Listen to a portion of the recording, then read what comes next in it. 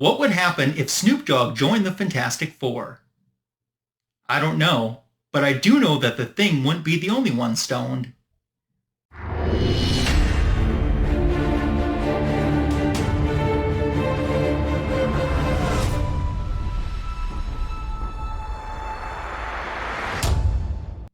Welcome to today's Comic Book Editions Volume 199 video.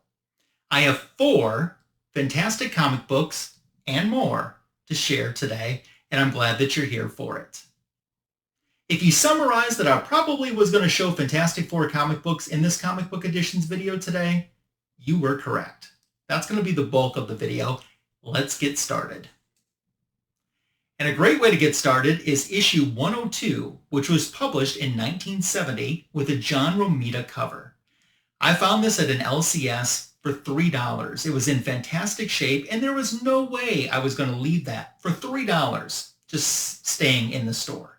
I am a Fantastic Four fan and would love to fill in as many of the holes in my collection as I could and complete some of the runs that I could. This might be maybe my 9th oldest FF comic book in my collection, not counting the issue 1 that I have as a facsimile.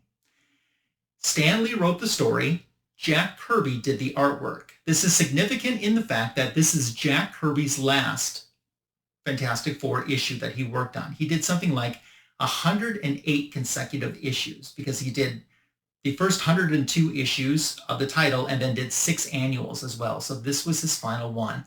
This was such a great story as well. And I'm kind of guessing that this story might have had some meaning to someone like, say, John Byrne.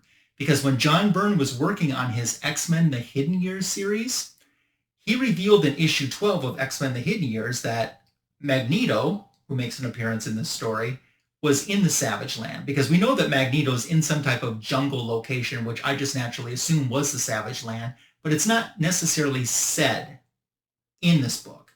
And also in, speaking of X-Men, in the original run of X-Men Volume 1, issue number 6, that's the first time that Namor and Magneto had met each other when Magneto was trying to recruit Namor unsuccessfully to join his Brotherhood of Evil Mutants. But this entire story was so good, and I want to get some more of these later Stan Lee, Jack Kirby stories, especially if they all turn out to be as good as this one was. Good stuff here. Moving on, we will jump a few years into 1973. We have Fantastic Four issue number 136. Different John doing the cover this time. John Buscema is doing the cover. It's a story written by Roy Thomas. And essentially our villain of the story is a guy named Slugger Johnson. And Slugger is kind of a guy that loved the 1950s and the nostalgia associated with the 1950s. And when he becomes powerful, when he gets empowered by a different villain, he kind of reverts time into the 1950s, which you can probably tell by this cover. This so much was not necessarily my favorite story that I read, although I do like the Fantastic Four from this era. I like, and I've mentioned this a few times too, I've kind of been working on this era where Medusa was a temporary member of the Fantastic Four. I think in comic book publishing time, she was a member for like 4 years, but in the Marvel timeline, it was like the equivalent to like 4 months or something like that, that she was a member of the FF while Sue was out. Like I said, not my favorite story, but still happy to have this one into the collection. And I am very amazed at how affordable and how many of these Fantastic Four comic books you can get from the Silver into the early Bronze Age at very reasonable prices outside of the main keys. That still amazes me, because Fantastic Four is a great title. We will advance on to issue number 152. This is one that I have sought out for quite some time. I don't remember if this was a comic book that I first saw on the internet or if I was at a comic show and saw it and it just wasn't in my price range. But when I saw this cover for sure, I was interested. Rich Buckler did the cover for this issue. If you remember my Comic Book Editions Volume 173 video, I actually bought the issue after this. And I don't, for the most part, don't wait to read my books. That kind of goes back to when I was a childhood collector. I just read whatever I had access to at the time. So like in the case here, I read the conclusion to this story before I read the setup to the story, because this issue is the setup to the story, and the next issue is the conclusion to the story. Essentially, what you're seeing here on the cover is the last page or the cliffhanger of this issue. So there's a lot of Thundra in this issue, and the Fantastic Four are in, is it Femazonia, where Thundra is from? And something affects just the male members of the FF. So that leaves Medusa free because she's not affected. And she goes for help, but the FF doesn't know that she's going for help. And they assume that she has just run out on her, which is like what the cover implies. This was an enjoyable story. Then we're going to go forward a few more years. Oh my gosh, look at this cover. Well, it's a George Perez cover. So how can you go wrong with a George Perez cover? Here's the answer. You can't. We're in 1977 right now for Fantastic Four Volume 1, Issue 191. George Perez also doing the interior art, the story written by Len Wein. So the Fantastic Four broke up in issue 188. And that decision was made as a result of Reed having lost his powers, which happened back in Fantastic Four number 178. And then it's not until the threat of Dr. Doom kind of forces them all together. I think that was like FF 196 or so before they start coming back together. But the team, essentially the members of the team don't want to break up, but they do. And they're kind of brokenhearted about breaking up, as the public is as well. It's a really good story. Just, you know, like I said, the creative team, Len Wein and George Perez, you can't go wrong with that. And I bought this just for the cover alone, but because I looked at this and said, I bet this is going to be a story that I'm just going to love. And you know what? It was a story that I turned out to love. So that was a smart pick in itself to add this into the collection.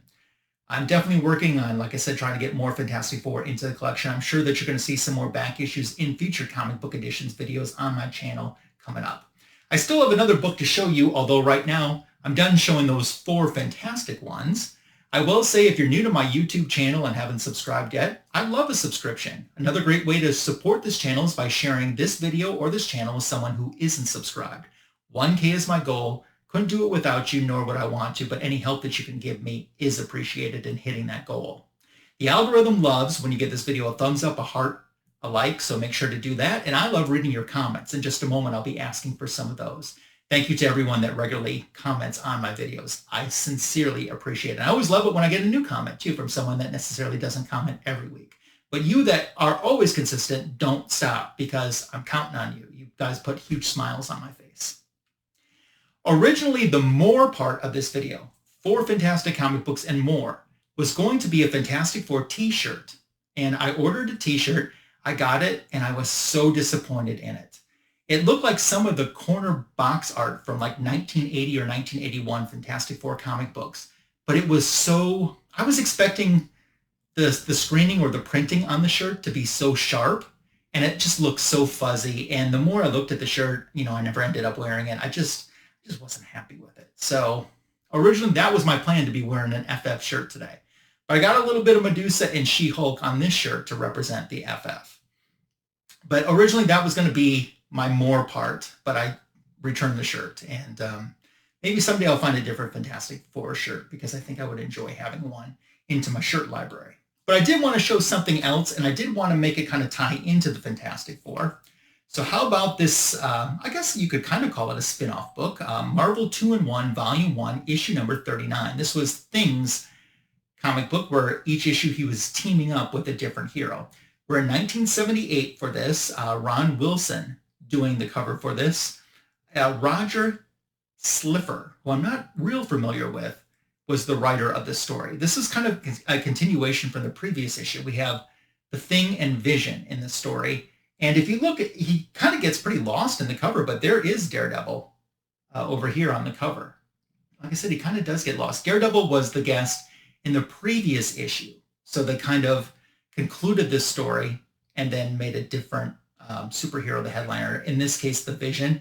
It's the two of them taking on, I think it's the, is it the Thinker? I think it's the Thinker. If I'm remembering correctly, that's who it is. But really, there's another hero in this almost. Besides having Thing and Vision and Daredevil, Yellowjacket is in this story a fair amount as well. I kind of thought maybe, this is just an impulse buy. When I was going through back issue bin at a comic store, I looked at this saying, I like Vision. I would love to own Vision's first appearance someday. But I was just flipping through and I thought, this looks like this could be a good story. And I read it and I was happy I did. I also did have a little hidden motivation. I thought, well, usually where there's Vision, there's Scarlet Witch is somewhere close by. No Wanda in this issue. She wasn't even mentioned in this issue, as a matter of fact, even when they went to Avengers Mansion. But that's okay. I still enjoyed the story nonetheless. There is another Marvel 2-in-1 with Daredevil that I want to get. It's issue 3. And that has The Thing, Daredevil, and then Black Widow as well. And I kind of want that for my Black Widow collection. So I always kind of look in the back issue bins, but never seem to have a lot of success finding that early one of Marvel 2-in-1. But hopefully someday it will get added into the collection. So what did you think of these 4 fantastic comic books and more that I shared in this Comic Book Editions Volume 199 video? Leave me a comment below. Let me know if you have any of these, if you're looking for any of these, if you collect Fantastic Four, anything that you want to dialogue. Your comments are welcomed, encouraged, and appreciated. My back issue of the week YouTube short dropped yesterday morning, 60 seconds about a comic book in my collection. Make sure to check it out.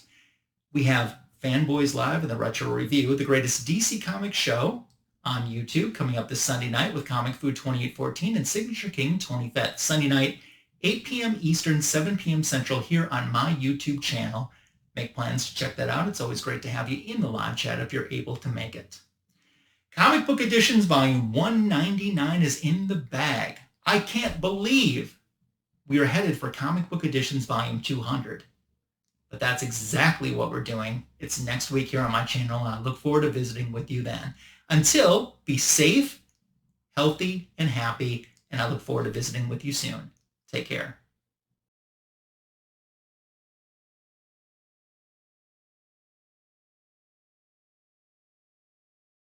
Like that, or 108 maybe? I think it was 108. No, let's try this all over again.